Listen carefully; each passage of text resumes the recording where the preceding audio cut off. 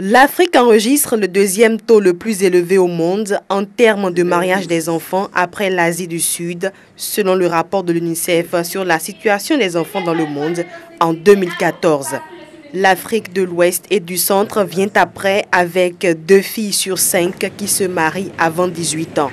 Au Bénin, 8% des filles entrent dans le foyer avant l'âge de 15 ans et 34% avant 18 ans. Des chiffres qui suscitent réflexion à l'occasion de la journée de l'enfant africain. D'où le thème « 25 ans après l'adoption de la Charte africaine des droits de l'homme et du bien-être de l'enfant, accélérons nos efforts pour éliminer le mariage des enfants en Afrique ». C'est qu'il y a les principales causes sont communes à de nombreux pays où existe cette situation. On peut noter le faible niveau d'instruction des parents et des enfants qui contribuent à cette pratique, la faible connaissance par les parents et les enfants de leurs droits et leurs devoirs.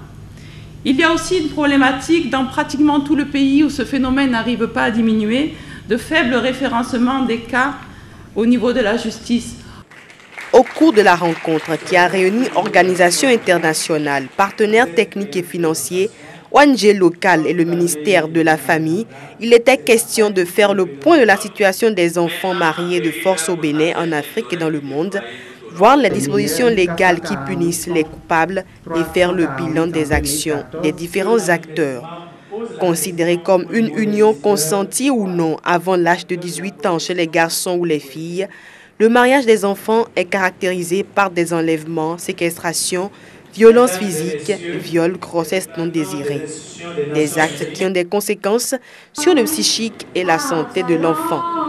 Les actions de plaidoyer, nous allons les continuer au sein du ministère parce que l'objectif visé, in fine, c'est que nous parvenions à une protection inclusive pour un développement inclusif dans notre pays. Également présent, le représentant du médiateur de la République qui a promis rendre compte et l'ambassadrice de l'UNICEF qui invite tous les acteurs à travailler main dans la main. Je vais vous demander de donner l'occasion à nos petites sœurs aussi d'avoir la possibilité de s'exprimer comme nous ici, de pouvoir changer les choses.